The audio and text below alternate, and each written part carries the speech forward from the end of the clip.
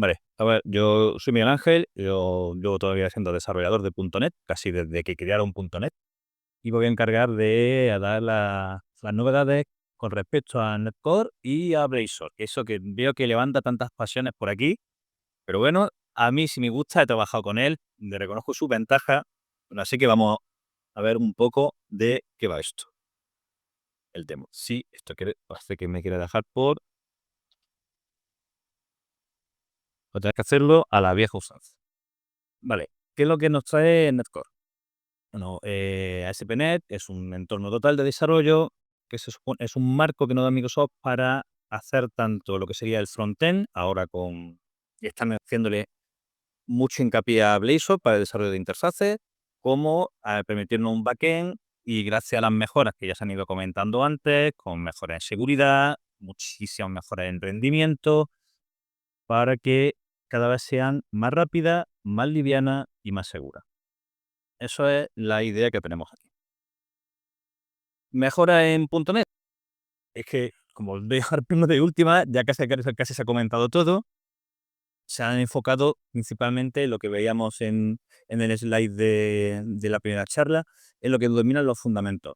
Netcore no han hecho mucho trabajo de mejora estética, mejora en performance, en una seguridad inherente. Ahora creen que por defecto todas las aplicaciones de ASP.NET Core sean seguras y tú puedas ampliarlas, no como antes, que eran un poco más livianas y eras tú el que se tenía que preocupar de implementar y mejorar las capas de seguridad. Esa parte es donde se han enfocado principalmente. En la experiencia de desarrollo, pues como he dicho, ahí la han tocado poco.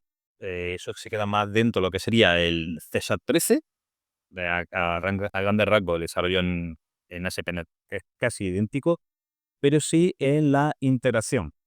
Porque como se ha comentado, ASP.NET ahora tiene soporte nativo de estándar OpenAPI. Ya no necesitamos a la fuerza tener, por ejemplo, un Swagger que nos genere esa documentación de OpenAPI para integrarlo en dos sistemas. Ahora Microsoft tiene un sistema propio para generarlo. Y tranquilos que se puede seguir usando Swagger, una cosa no machaca la otra. Vale, esta es la idea, lo habéis visto antes. Todas las mejoras de rendimiento que hay en ASP.NET. No voy a pasar un poco de la primera parte, que es la más global, vamos a centrarnos en la segunda. ¿Qué es lo que mejora? Por una parte tenemos que gracias a la mejora de rendimiento, los WebAssembly de Blazor se cargan mucho más rápido. Vale, se explica así. Eso es una mejora para que lo que tratan en cargarla y el navegador procesarla. Si estamos trabajando en formato server, sí nos interesa mucho el hecho de que se están comprimiendo los mensajes de WebSocket, con lo cual la comunicación entre el servidor y la aplicación Blazor es mucho más rápida y sobrecarga menos la red. Por lo cual, si estáis utilizando dispositivos móviles, ya sea el móvil o un PC en movilidad por cosas del proyecto, va a sobrecargar aún menos, va a consumir menos ancho de banda y la experiencia va a ser igual. Entonces, y también otra parte que reduce el ancho de banda es la precompresión y de los elementos que tengamos configurados como estáticos. Cualquier CSS, cualquier JS del sistema. Después explicaré cómo se realiza ese trabajo, pero Blazor ahora es capaz de comprimirlos, bueno, Blazor y también Netcore, de comprimirlos y servirlos comprimidos. En casas como CSS y unos JavaScript que no sean tremendamente complejos, puede llegar a comprimir a un 90%. Reducir una librería de 900K a 90. Y eso, dependiendo de la velocidad de conexión que tengamos o tenga el cliente, eso se agradece. Iba a comentar un poco de Spy, pero la verdad es que la charla ha sido muy, muy buena y casi todo lo que iba a comentar aquí ya lo han explicado perfectamente. Inclusive un pequeño guiño que era, por mucho que se quejen de Blazor, Aspire utiliza este dashboard que lo monta él mismo y que se puede extender, pero es que han mostrado hasta cómo extender este dashboard, con lo cual toda esta parte vamos a saltárnosla porque poco puedo más comentar. Empezamos con donde hay chicha. Mejora en Blazor. La mejora principal, hay una serie, si me acuerdo, son seis puntos distintos. La mejora más gorda que tenemos es el modo de renderizado. Blazor hasta ahora trabajaba principalmente con dos modos. El modo WebAssembly, tú creabas una aplicación, metías sus recursos y cuando el cliente le intentaba consumir, descargaba el WebAssembly en memoria del cliente, del navegador, y la ejecutaba. O lo que se denomina modo server, que es el modo clásico. Es una aplicación, tu front, envía petición a un servidor, recibirá. Ahora eh, han puesto lo de la detección automática del tipo de renderizado. ¿Por qué? Porque han metido un nuevo modo, que es estoy viendo la historieta, que no me acuerdo del nombre, el Interactive Auto. Interactive Auto es un modo dual. Si tú marcas un componente de Blazor con modo Interactive Auto, la primera vez que se consuma, el sistema lo va a tratar como si fuese un server. Tú vas a poder llamar las peticiones y recibirlas. Pero de fondo vas a tener un hilo que va a ir descargándose ese WebAssembly. Y cuando ya lo tengas en memoria, la siguiente vez que entres, ya no va a interactuar como server, va a ser WebAssembly, con lo cual va a llevarse su pequeño tiempo de carga para mostrar el componente al usuario. ¿Qué es lo que conseguimos con esta detección dinámica? Que gracias a ello, tú puedes saber si se está cargando un componente o no. Y puedes hacer condiciones visuales para mostrárselo al usuario. Como por ejemplo, el típico mensaje de loading please wait. Antes, si tú estabas esperando que cargase un WebAssembly, tú tenías una pantalla en blanco hasta que se cargaba completamente. Ahora no, ahora puedes decirle a Blazor me pintas esta parte mientras se está cargando y en cuanto esté cargada, me pintas esta otra. O me cargas completamente el módulo. Y aquí está un ejemplo. Tenemos nuestro componente Blazor, es tan simple como en el render mode le indicamos que está en modo interactivo. Este es el ejemplo estándar que nos da con el weather y el click del esquema de Blazor. ¿Cómo hacemos la condición? Ahora tenemos esa función nueva que es ese controlador con el isInteractive. Entonces, de primeras, si es interactive es que ya se puede interactuar con él. Ya se ha cargado el módulo. Pues le metemos el botoncito del clic con su contador y que reaccione. Mientras el componente está cargando, le estamos enseñando tómate tu tiempo, estoy en ello. ¿Cómo se ve a formato visual? Formato visual, cuando está cargando en estático, o sea, cuando ya ha hecho tiene ya el WebAssembly y lo está cargando, se mostraría hecho con el mensaje. Automáticamente, en el momento en el que termine de cargar, sin un refresco de pantalla, nada, pasa el siguiente. Te indica que está con Assembly, bueno, eso es cosa de la demo, para que se vea que está en ese formato, y te da la interacción, el control para que tú interactúes. Si entrásemos y borrásemos la caché completamente y volviésemos a consumir la página, volvamos al estado inicial. Tú lo das como un server. Tú puedes interactuar con él como si fuese un server. Y de fondo ha empezado de nuevo el trabajo de descargarse WebAssembly en nuestra caché de la web. Escenarios en los que puede venir bien hecho. Escenarios en los que tienes que controlar la conectividad, donde tienes que tener, siempre que la gestiones bien, un formulario operativo que dependiendo de si está online o no, si está cargado no permita o no permita enviar la información, pero tú tienes que recogerlo, técnicos de campo en zonas rurales. Por ejemplo, esta parte sería aplicable en esos contextos. Segunda mejora, la reconexión. La cosa de tener Blazor y era que al principio la desarrollo está bien, pero las cosas por defecto que te da visuales eran un poco tal que así. Por ejemplo, el aviso de reconexión de que se había desconectado el servidor, en las versiones en las que yo trabajé, era básicamente una línea marrón a pie de página con el aviso de, oye, me he caído. Y no había más. Y como te descuidasen ni lo veías. Si se van muy enfocados, no era muy amigable. Ahora que han hecho, han mejorado esa experiencia. Este es el panel por defecto que da Net 9 para la desconexión. Es un pop-up, animación, y dice, oye, me he caído y estoy intentando reconectarme. Este es el defecto, ¿no? Por defecto. Existe la capacidad de ampliarlo, mejorarlo y cambiarle el comportamiento. ¿Por qué digo cambiar el comportamiento? Porque el comportamiento por defecto es que cuando vuelva a tener conexión, recarga la página. Si tienes algo hecho en ese formulario que ha perdido conexión y no lo controlas, vuelves a cero, pierdes ese trabajo. Con lo cual, muy bonito, pero sigue teniendo un poco de trabajo de fondo para hacerlo totalmente óptimo. Pero ya es mucho mejor que lo que teníamos en las versiones anteriores. SSR, ¿vale? El SSR es perdón, se me ha ido esto, perdón. El SSR es las páginas en formato servidor.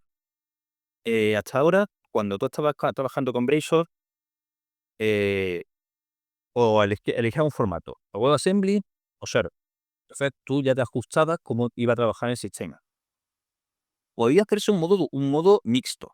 Podías tener partes como server, pero eran bastante complejas de gestionar y de configurar. Una de las mejoras que ha metido NetCore, Net 9, es que ahora eso es mucho más simple. O sea, ahora eh, tener esa doble mecánica ya no es tan complejo de configurar, es mucho más simple y te ayuda mucho más a tener contextos, entornos mixtos. Pero claro, siempre hay que analizar los requisitos del proceso. Eh, la autenticación en Blazor.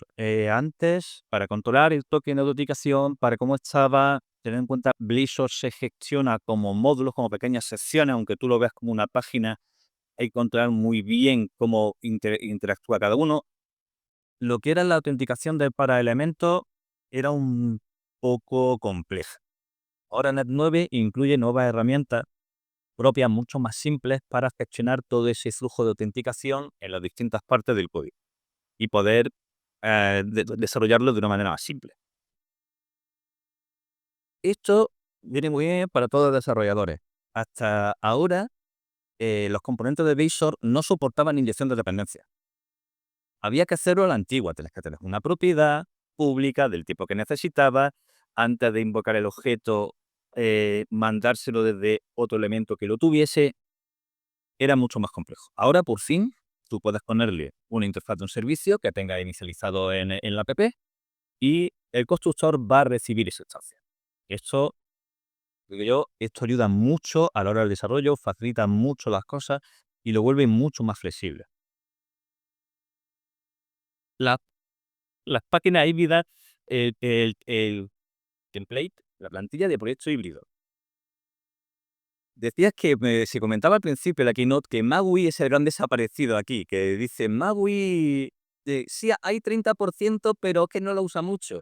Yo creo que esto tenía la culpa, porque este template, que era algo que se podía hacer antes, pero era difícil de configurar, nos permite crear una aplicación en Blazor y exportar esa aplicación como si fuese una aplicación nativa de Windows para Windows 11, en Android o en iPhone, que se muestra dentro del navegador embebido del sistema operativo del dispositivo. Entonces, si tienes un sistema para multiplataforma y después tienes otro sistema para hacer desarrollo web y que sea efectivo el modo multiplataforma, que sí utiliza MAUI, porque de fondo utiliza MAUI. Pero bueno, es como vamos a pelear en dos frentes distintos, pero bueno, volviendo al hilo, esto en Net 8 se podía hacer, era muy difícil de hacer, la configuración de los distintos proyectos, la interoperabilidad de ambos. Ahora hay una plantilla, que eliges la plantilla, le das el nombre y te monta la estructura básica, con el MAUI, con la aplicación web y un recurso compartido que va a utilizar los dos. Muchísimo más fácil de lo que era hace un año. Este es un ejemplo de la misma aplicación estándar de Blazor, ejecutada en los tres formatos. El original que está en web, el formato Windows, embebido de Windows y en Android. Pues, vale. Otros dos puntos de optimización es los elementos estáticos. Aquí lo que han hecho Microsoft es que, aparte de la compresión que he comentado antes, que comprime todos los elementos estáticos que sirve, le ha puesto una huella única. Voy a explicar lo de la huella única, que son el fingerprint y la caché, porque va en conjunto.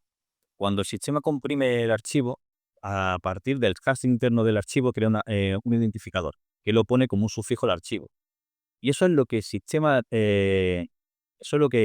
está desplegando dando cuando lo solicitas. Con lo cual, aparte de que pesa menos, el archivo es único. Si tú modificas algo, metes una nueva línea de CSS, modificas la función de JavaScript y cambia, la siguiente vez que publiques, ese nombre va a ser distinto. Lo va a servir con un nombre distinto. No se va a pisar la caché del navegador diciendo, vale, es que como ya tengo este recurso, no lo voy a ignorar la petición. No, es que nunca va a tener el mismo nombre.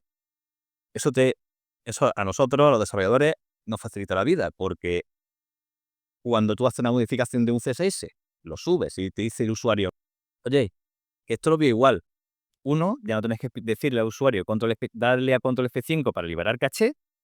Segundo, no tenés que explicar al usuario lo que es la caché del navegador y por qué tiene que pulsar control F5. Automáticamente, cada vez que solicite la aplicación va a dar el sistema va a darle los archivos correspondientes. Y otro punto final es que esos recursos estáticos, .NET ahora los va a gestionar como si fuesen endpoints, con lo cual le puedes aplicar condiciones, le puedes aplicar mejoras de seguridad, puedes configurarlo de manera que un recurso solo pueda ser entregado en una aplicación que ha sido autenticada.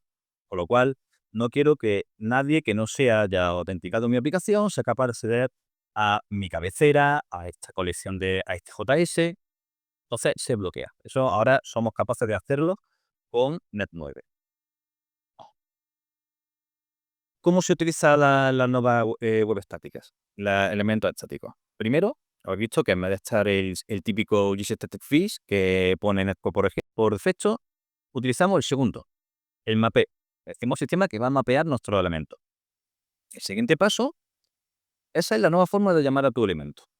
Tienes un pequeño elemento que se llama asher y le pasas la ruta de ese elemento dentro de tu proyecto. Y importante incluir el import map que le va a indicar al sistema que tiene que generar ese mapeo una vez que se haga la compresión. Aunque esto es la sintaxis dentro de Blazor, también hay módulo preparado para las REST pages o las páginas clásicas de MVC utilizarlo con los especies HTML. O sea, está en los dos soportes. Y eso es un ejemplo de una página servida con el fingerprint que he comentado antes. Y, por ejemplo, el Bootstrap en ese ejemplo pesa 23K, una vez que ha sido comprimido y servido desde la aplicación. Vale, comentábamos antes de operabilidad. OpenAPI ahora Microsoft ya no depende directamente de terceros para sacar la documentación de OpenAPI. Ahora tienen un módulo propio que la genera. ¿Eso qué nos permite? Permite, lo dicho, podemos tener documentación para API mínima o API basada en controladores, la genera en el momento, la podemos personalizar gracias a los transformadores y como en muchos puntos de Net9 se le ha dado mucho soporte a la compilación AOT.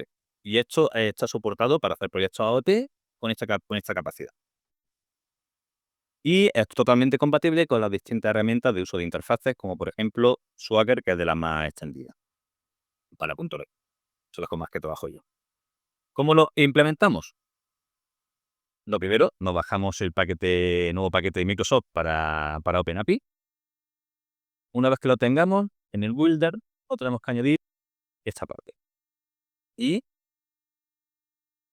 decirle al sistema, mapea mi endpoint. ¿Cómo lo podemos integrar con Swagger? Para no perder esa funcionalidad. Una vez que ejecutamos nuestra aplicación, en ese endpoint específico que genera, nos da la documentación. Pues teniendo ese endpoint, cogemos nuestro Swagger y le decimos, instánciate, pero ojo, este va a ser tu archivo de recurso de origen. Y volvemos a la mecánica clásica. Ya tenemos nuestro Swagger con nuestra nueva documentación generada por OpenAPI, propio de Microsoft, totalmente funcional. SignalR, que creo que me estoy quedando sin tiempo, voy a intentar acelerar un poco. Mejora de SignalR. Volvemos, como comentado, una mejora global de integración con la compilación, la compilación AOT, y eso está en casi todo. Ahora soporta tipos polimórficos cuando se lo estamos mandando al hub. Y yo creo que más que la principal es que ahora el hub tiene una mejora, hay mejora en trazabilidad. Ya no solo tienes una línea por acción que ha recibido el hub, el hub. Ahora recibe un desglose completo de las distintas acciones que está recibiendo el hub de Signal R y poder ver lo que se está procesando. Con lo cual, a la hora de trastearlo, ayuda bastante. Bueno, hay una mejora a la caché, que es el Hybrid Caché. Voy a pasar rápido que es la caché clásica, para centrarme en la Hybrid Caché. Básicamente lo que ha hecho Microsoft con Hybrid Caché es tener un escenario, un actor que hace de intermedio entre la caché distribuida normal y tu acceso a datos. Eso es una función, es la sintaxis de esta nueva Hybrid Caché. Tú le diste a esa caché híbrida, tu caché distribuida es esta, un Redis o la que quieras. Tu acceso de datos, este es el data source.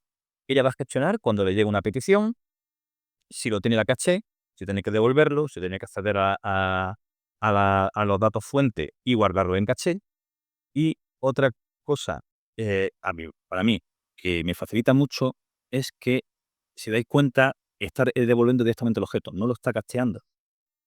Él está cogiendo de la firma de la función qué tipo de objeto se está solicitando y lo devuelve en el momento. No está perdiendo tiempo en hacer ese cacheo desde la caché, él te lo va a devolver automático. Con lo cual, eso está ganando a la hora de programarlo. La sintaxis es mucho más simple, consume mucho menos recursos. Es un sistema de caché que está pensado para para bloquearse muy pocos recursos. No es como otros que cuanto más tiras de la caché empieza a abarcar cada vez más. La verdad es que está muy, muy optimizada, como casi todo lo que se ha hecho con las 9. Se ha enfocado en eso.